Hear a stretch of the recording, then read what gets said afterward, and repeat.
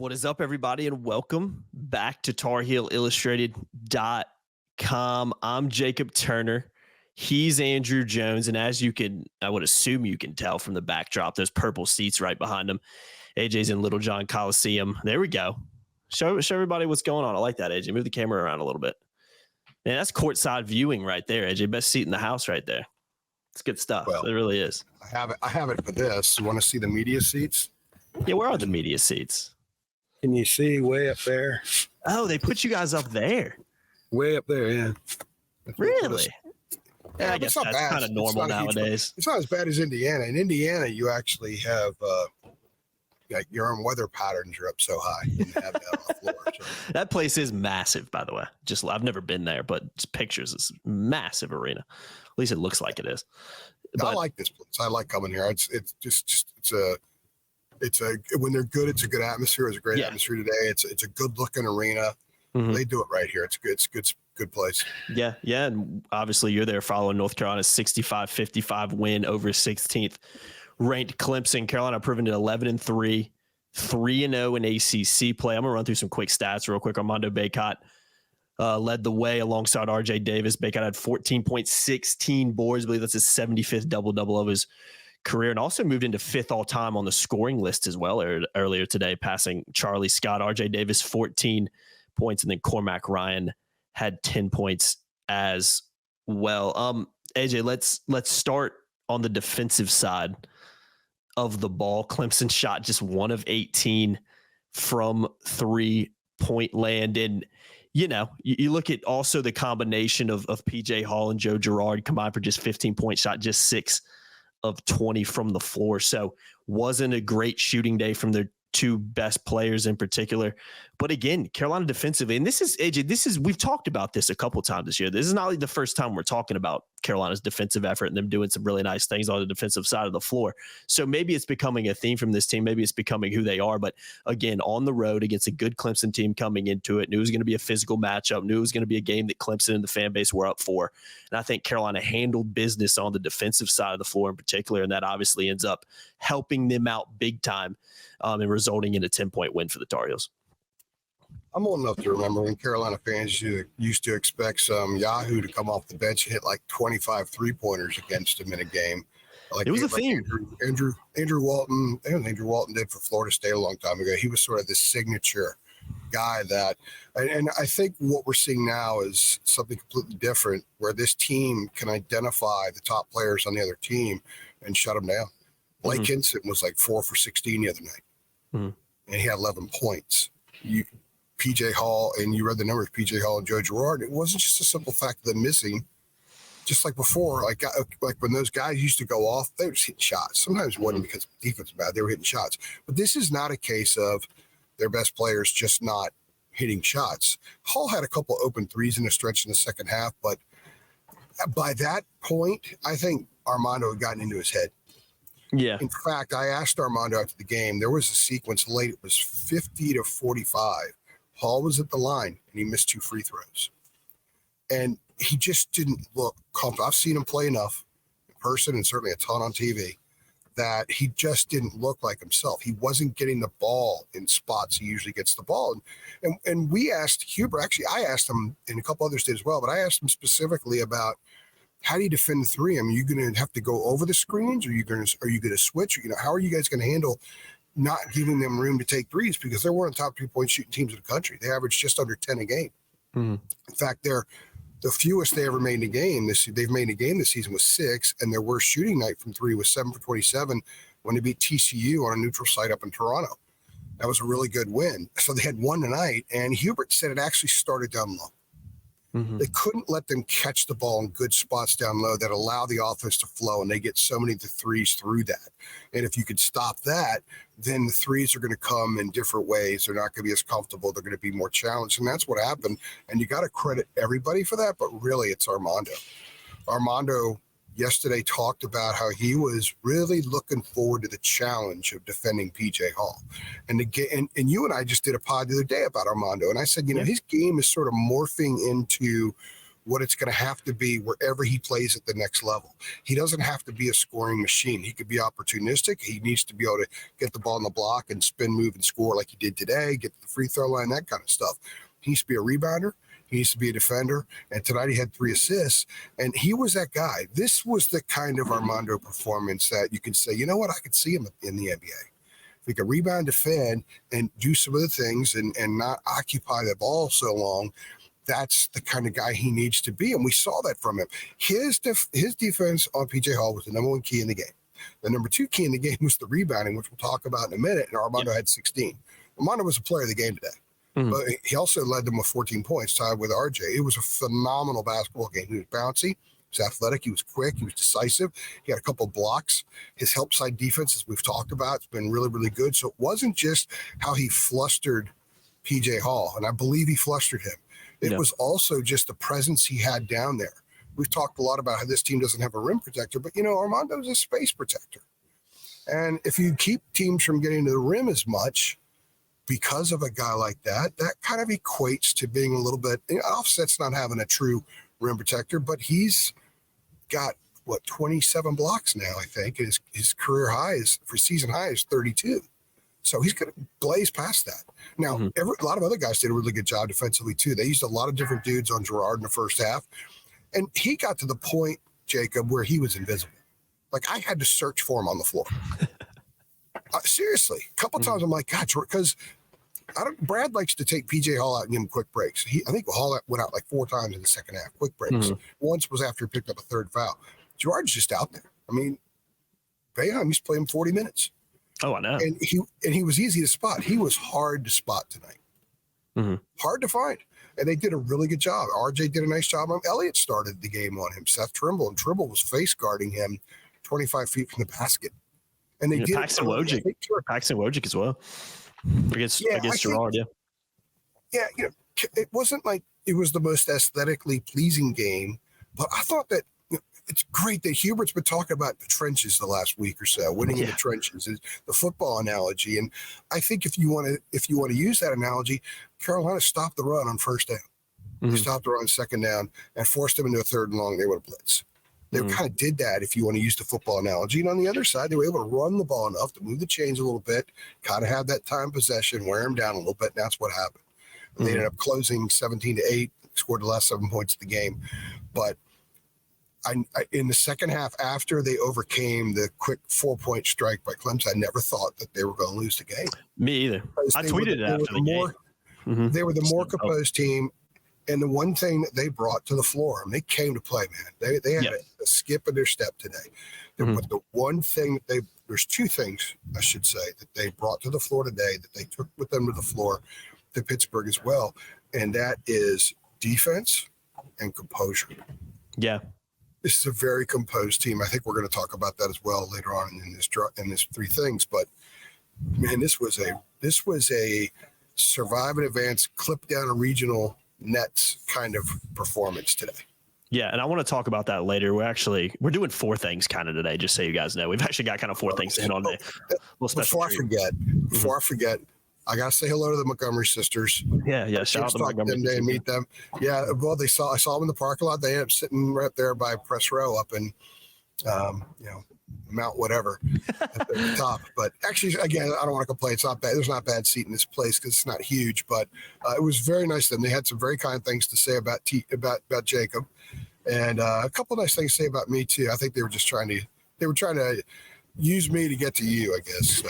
So you are Jacob Dam Turner. So you too. It was very kind of them. I enjoyed that. So Yeah, we appreciate that kind of stuff, man. We always enjoy talking to people, Carolina fans and people who watch our stuff, man. It's always great. We do it for you guys. So, yeah, AJ, let's keep it moving on in this one. Again, we'll talk about this team a little bit more in depth later on and kind of what this win means in our 4 things edition of our 3 things post-game podcast. But let's talk about rebounding too, AJ. 44-33 for North Carolina. Not always been a thing for Carolina. They've had some games this year, particularly a couple losses where they've been out rebounded. But today, 44-33, 30-24 on the defensive rebounding side, and 14 to 9 on the offensive rebound side for the Tar Heels. So out rebounded Clemson in pretty much every aspect that you can do it. And we've talked about it. It's always been a theme with North Carolina teams. It hasn't necessarily been as much of a theme at times this year, but over the last few games in particular, we've seen this trend starting to pick up where Carolina's out rebounding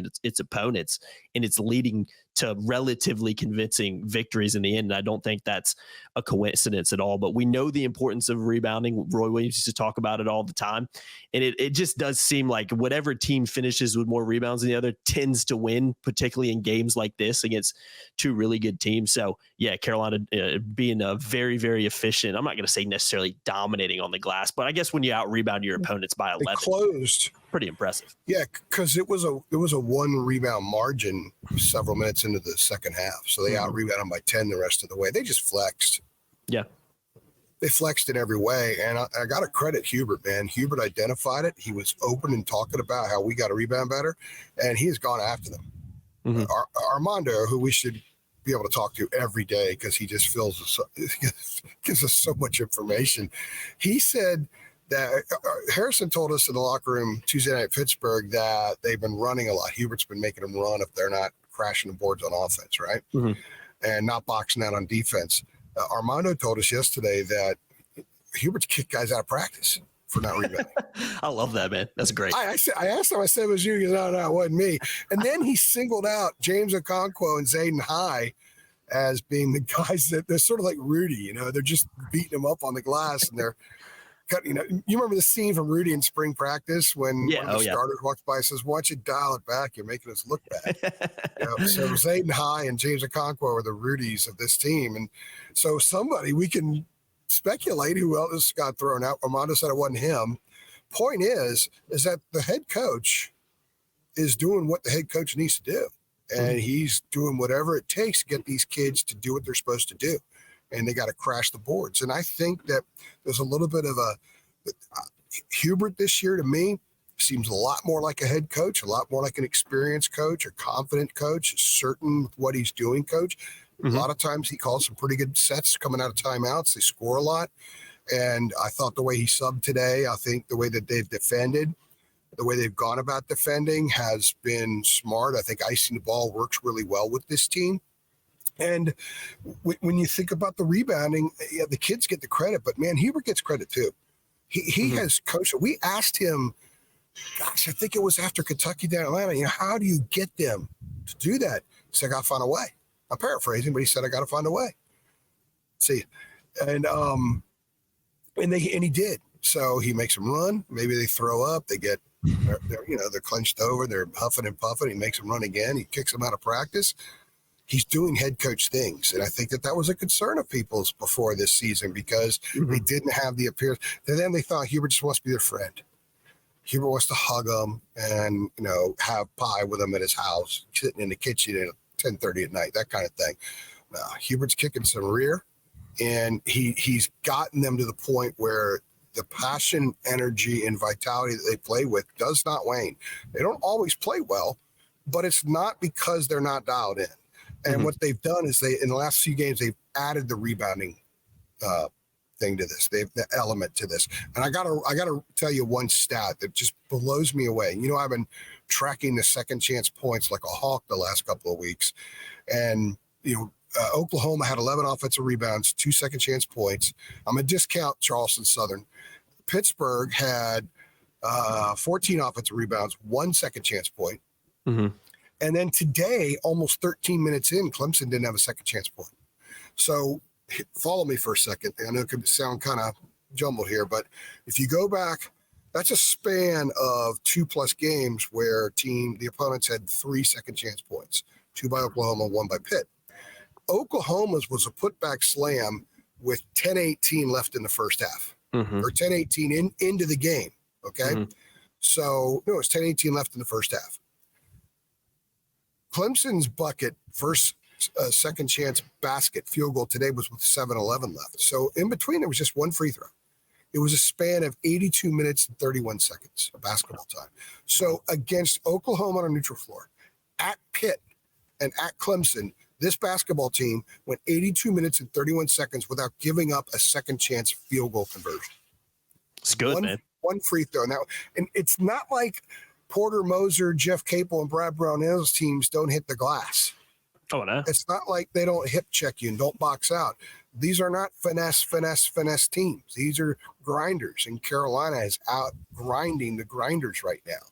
And the best place, there are two ways you look at that. One, defense, two, rebounding. That's what we saw tonight. They won the game because of defense. They won the game because of rebounding. And then they won the game because they're mature. They're fully connected. And this is one of the most selfless teams. At least they're taking shape 14 games in. One of the most selfless teams I've ever covered.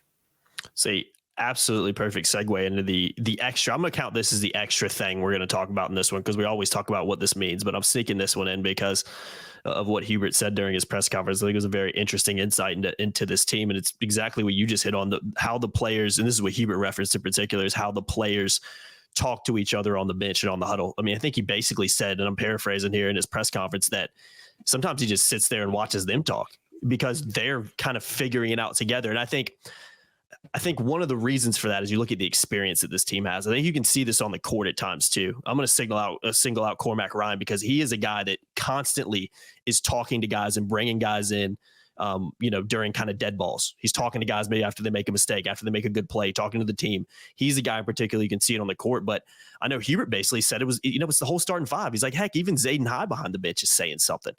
Everybody's kind of communicating on the bench. And I know you talked to Harrison Ingram after the game, and I got to hear a part of that where he's kind of talking about guys are kind of hyping each other up, kind of telling each other what they need to do.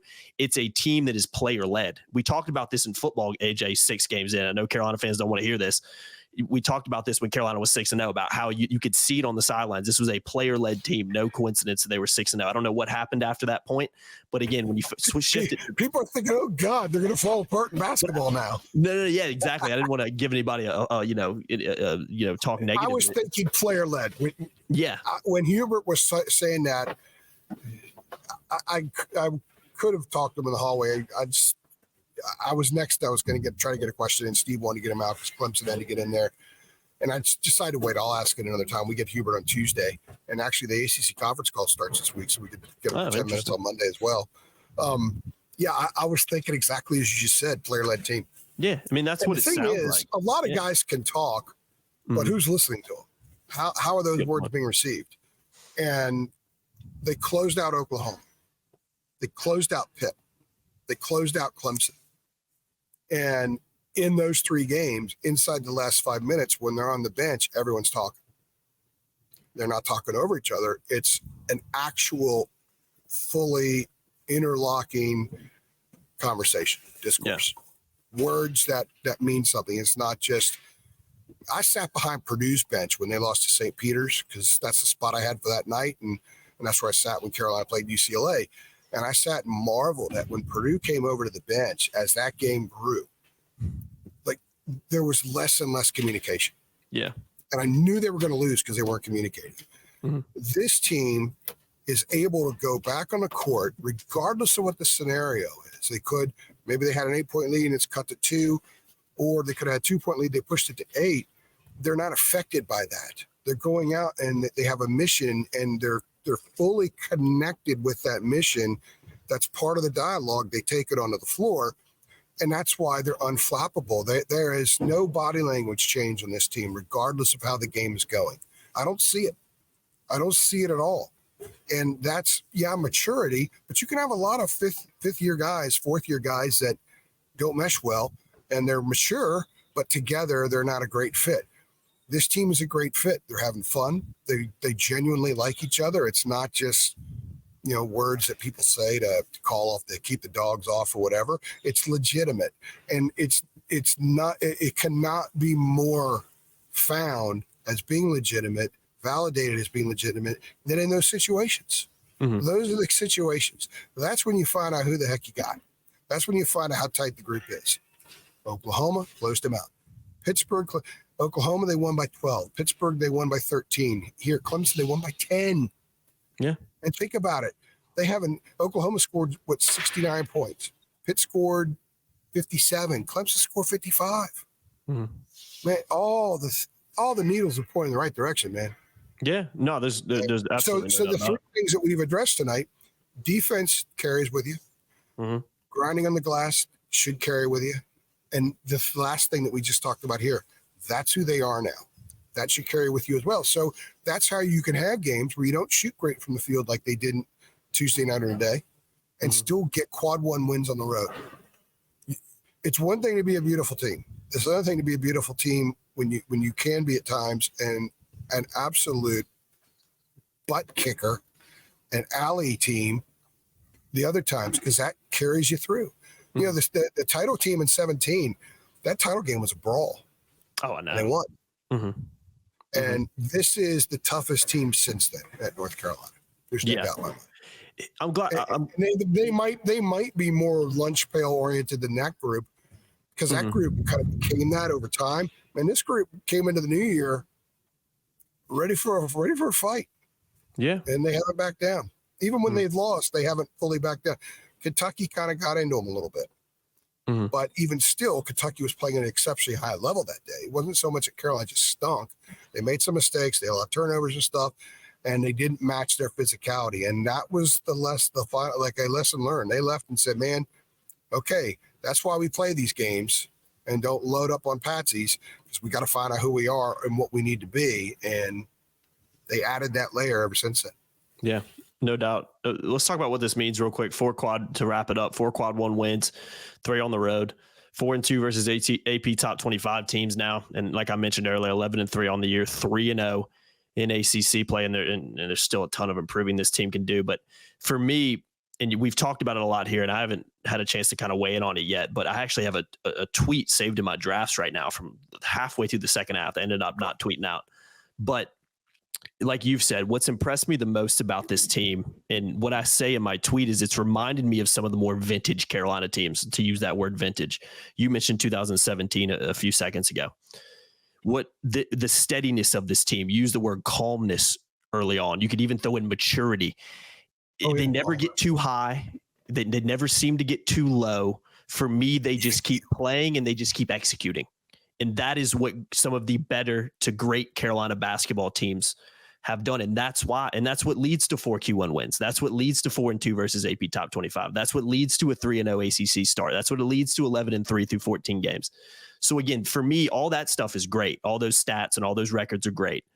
But to me, the most positive thing is, like you mentioned a little bit earlier too, is the direction that this team's trending on and what they're showing on the court, because you can't do those kind of things that I just listed if you're not a good basketball team when it on the court for 40 minutes.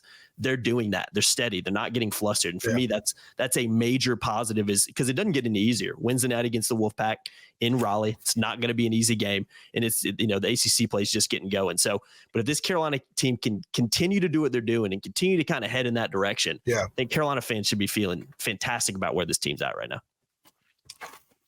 Most basketball teams have to have a couple of boxes checked in order to win a game, especially against good opponents. This team won by 10 points on the road, got a quad 1 win today. I keep saying tonight because it's always nighttime. Close enough now. It'll be dark when I leave here, so it's almost dark already. We're recording this about 5 and they made just 7 free throws. Carolina came into the game third in the country, making almost 21 free throws a game. They made just 7 tonight, and they won by 10 points on the road. RJ scored 14 points. He had a tough shooting night. So the guy that was on that 25-point binge scored 14 today. Harrison Ingram didn't have a great shooting night. Cormac Ryan didn't score in the second half, I don't think. You didn't get a whole lot. They got a lot from the bench, but you didn't get a whole lot from, nobody went off. And they won by 10 on the road against a really good team, and they made 7 free throws. Yeah. So they know how to win games. They find ways to win games. There's no deterrent for these guys. If one thing doesn't work to their advantage in a particular game, they find something else. By the way, crazy stat, and this is another example of what I'm saying here. I'm adding layers. One of my 3 keys to the game was for Carolina to get in transition, because Clemson because Carolina's one of a pretty good transition. Clemson's not much of a transition team. They score because they've been very efficient this year, but I thought that was a way Carolina could maybe offset what could be a rebounding stalemate or a rebounding disadvantage. There were 0 fast break points in this game for either team. I don't think I've ever covered a game like that. Nuts. So Carolina had no fast break points. and they hit 7 free throws. They won by 10 on the road in a quad 1 game. Mm-hmm. So what does this mean? This means what we've been saying. There's a lot of stuff in their holster. Or I should say tool belt, because I like using those metaphors right now. And I really think like they've got a massive tool belt where it's kind of hard to walk, because you got all these things in there and they keep adding them. And they got it. And what they did today was, if you would have told me 6 hours ago, North Carolina's going to make just 7 free throws and have no fast break points, I said, well, Brad Brownell's going to be a happy dude. Yeah. No, yeah. They lost by 10. Mm-hmm. This is a team that knows how to win. That's what this means. This is a team that knows how to win. They find ways to win. They don't back down. When there was that little situation on the floor, who's the first guy that ran over there? RJ. Yeah. And Armando isn't putting up with any crap. Mm-hmm. I just kind of like the way Armando just almost his way of getting under their skin is dismissing it. He just kind of whatever. Yeah. Yeah. Oh, he loves it. It's like it's like the old Superman shows back in the 60s, whatever. I'm dating myself. I watched them on those reruns, and the bad guys who would shoot from the hip. I never understood how people shot from the hip back then. They'd shoot, and the Bulls just carry them off. They bend, and they carry them off. That's what Armando's like out there. Oh yeah, man. He loves it. He loves it, man. He does. And this is a team that's ready for it. They love the fight. They're not scared of it. And again, they set the tone physically in a lot of games as well. So I think there's a ton of positives to take away, man. It really is. A ton of positives to take away. As Hubert would say, I'm paraphrasing, because Hubert talks about getting rebounds and he means you can legally. He likes to throw the word legally in there. But I think this team is looking for a fight legally when they hit the court. Yeah, that's what you want from the team. I think it's a good recipe for this group, because they're not so skilled and so finesse that they got to have that ruggedness matching with those other things. They have to have both components. Absolutely. No, it's a really good win for the Tar Heels. 65-55 over 16th ranked Clemson and Littlejohn Coliseum. I think that'll wrap it up, AJ. We threw an extra thing in today, so I think we've probably dissected this game enough. Might be the first time we've ever done 4 things. I know a lot of times we just sit here. We may have, but I think this is the longest basketball 3 thing. Maybe like the Final Four win over Duke, or we've had a few. Battle game. We've had a few. Yeah, we've definitely had a few. I think the one when they beat UCLA, we went on for like a half hour. Yeah. Well, it's a lot to talk about, man. I get it. It's a lot. Remember that was we started that one at like 1:20 in the morning. Remember that? You had to go to. You had to get up for 4 hours. Yeah, I mean, noon games. Give me noon games every day of the week, man. Especially. By the way, this team is trending. This team is trending that we may have some very late March 3 things to do. Yeah, absolutely, man. We'll see what they can do in Raleigh on Wednesday night, because again, it doesn't get any easier, but that's always a fun one to cover. So we'll see what happens against the Wolfpack on Wednesday. I've been Jacob Turner. Yeah, you'll be in Raleigh.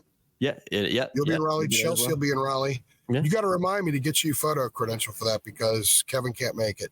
Yeah, I didn't know that. I got to switch you to photo. So we're actually conversing as we would if we're not recording. But remind me tomorrow. I won't do it today because I'll be working for there a couple hours, and then go back to the hotel and do more work, and then get up and drive home. Sounds good, man. Sounds like a plan. I've been Jacob Turner. He's been Andrew Jones. Another edition of a 3 Things post game podcast. We appreciate you guys watching. As always, make sure you like, share, subscribe, hit the notification bell. Like I said a second ago, if you're happy with the Tar Heels performance, definitely hit that like button below. We appreciate you guys watching as always, and we'll see y'all next time. Thanks.